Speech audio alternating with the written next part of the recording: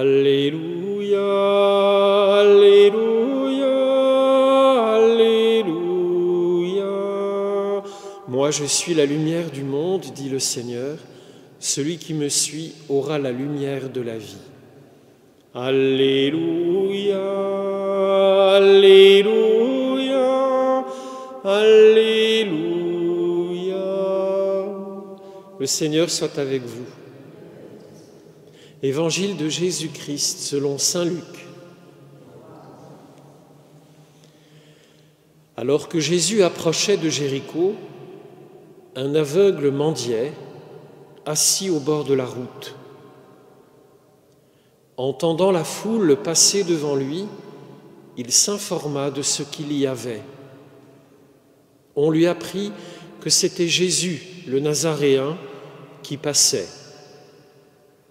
Il s'écria : « Jésus, fils de David, prends pitié de moi. » Ceux qui marchaient en tête le rabrouaient pour le faire taire. Mais lui criait de plus belle : « Fils de David, prends pitié de moi. » Jésus s'arrêta et il ordonna qu'on le lui amène. Quand il se fut approché, Jésus lui demanda : « Que veux-tu que je fasse pour toi ?» Il répondit : « Seigneur, que je retrouve la vue. » Et Jésus lui dit : « Retrouve la vue, ta foi t'a sauvé. » À l'instant même, il retrouva la vue et il suivait Jésus en rendant gloire à Dieu. Et tout le peuple, voyant cela, adressa une louange à Dieu. Acclamons la parole de Dieu.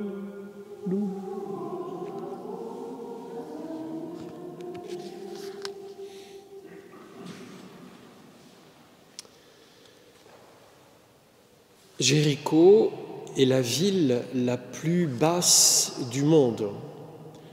Elle est à moins 400 mètres sous le niveau de la mer. Et l'étape de Jéricho pour Jésus dans sa montée à Jérusalem, que saint Luc nous déploie sur une dizaine de chapitres, la montée vers Jérusalem commence à Jéricho, même si le voyage à Jérusalem a commencé bien avant. Mais c'est une étape décisive parce qu'on ira du plus bas de la terre, Jéricho, au sommet, jusqu'au temple du Seigneur, à Jérusalem, qui est à plus ou moins 800-900 mètres d'altitude, mais peu importe les cotes d'altitude, c'est du plus bas au plus haut de la Terre Sainte que Jésus entame maintenant une progression. Et au plus bas se tient assis, à même le sol, un mendiant de surcroît aveugle. Il n'est pas inutile de combiner ces données très concrètes pour essayer d'entrevoir à travers la figure de cet homme la situation de tout homme.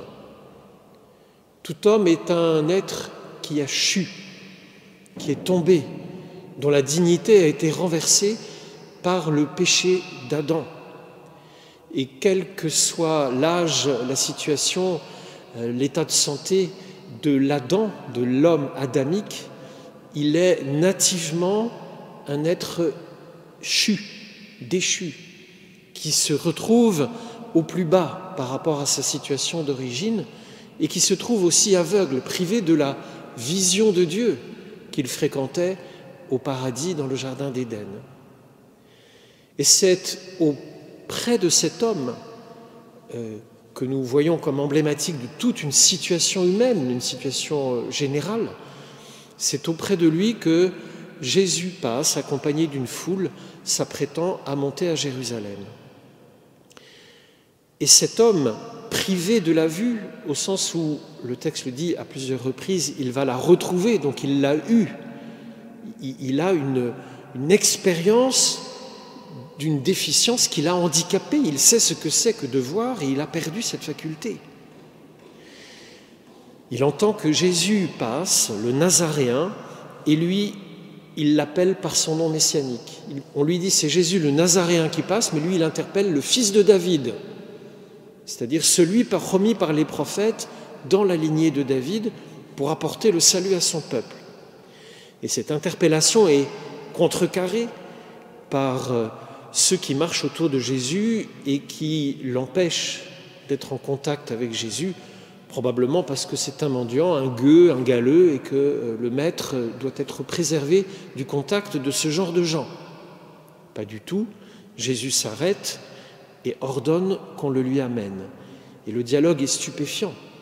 Le maître est Seigneur, le créateur de l'univers, celui qui, au cours de sa vie publique, a déjà posé des signes excessifs, j'allais dire, de sa puissance, des signes extraordinaires de sa maîtrise sur les éléments, sur la vie, sur les corps, sur la maladie, se pose devant cet aveugle en lui demandant la question d'un serviteur.